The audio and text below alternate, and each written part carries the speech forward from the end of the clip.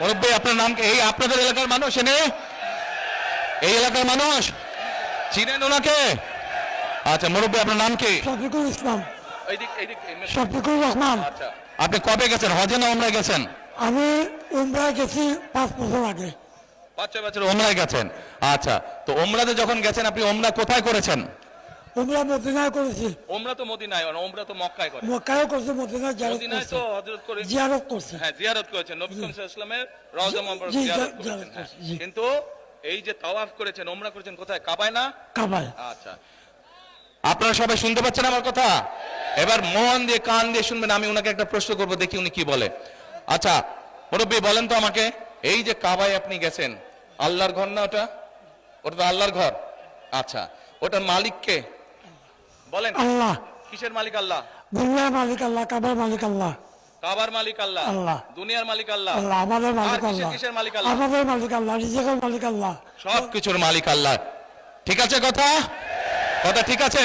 তার মানে এই দুনিয়া, এই যে সূর্য, এই যে চাঁদ উঠবে একটু পরে, চাঁদ সূর্য পৃথিবী যাই দেখি আমরা, সকল কিছুর মালিক কে? আল্লাহ রাব্বুল আলামিন হচ্ছে সকল কিছুর মালিক। আমরা কি দেখছি? আমরা দেখছি ওই যে একটা রাজনৈতিক দলের কথা বলেছি, যাদের ভূমিকা আমরা 50 বছর আগে দেখেছি।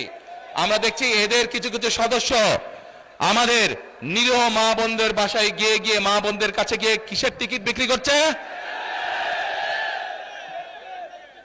টিকিট বিক্রি করছে, জানেন তো?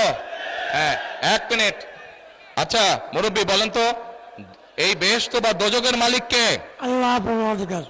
মুরব্বী বলেছে বেহেশত ও দোজখের মালিক ও আল্লাহ তাআলা। আপনারা একমত? কারা একমত এটার সাথে হাত তুলেন, যারা যারা একমত এটার সাথে?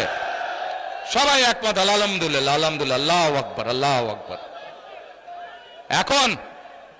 এখন আমার প্রশ্নটা আপনাদের কাছে, যার মালিক একমাত্র আল্লাহ রাব্বুল আলামিন, সেটা দেওয়ার ক্ষমতা মানুষ কি রাখে?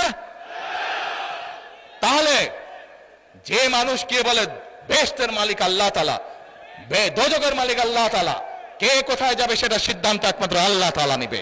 তাহলে যারা গিয়ে বলে যে তাদেরকে ভোট দিলে বেহেশতে যাবে, এটা কি হতে পারে?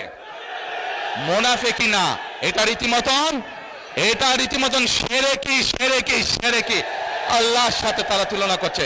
কাজেই 71 সালে তারা তো মানুষ হত্যা করেইছে, এখন তারা আবার বহু মানুষকে বিভ্রান্ত করে তারা শিরকির অংশীদার করছে। কত বড় মুনাফিক, কত বড়! তাহলে চিন্তা করেন, যারা এই ভোটের আগে আপনাদের ধর্মে, আমাদের বাংলাদেশের মানুষের ধর্মীয় অনুভূতিতে আঘাত করে মানুষকে ঠকাচ্ছে, এরা যদি কোনোভাবে, আল্লাহ মাফ করুক আল্লাহ না করুক, কোনোভাবে যদি ক্ষমতায় যেতে পারে, এরা কিভাবে মানুষকে ঠকাবে চিন্তা করেন। 1 মিনিট, কথার যুক্তি আছে কি ভাই? যুক্তি আছে? কথার যুক্তি আছে? এই শিরকিওয়ালাদেরকে, যারা শিরকি করে, এদেরকে বর্জন করতে হবে, মানুষকে সচেতন করতে হবে।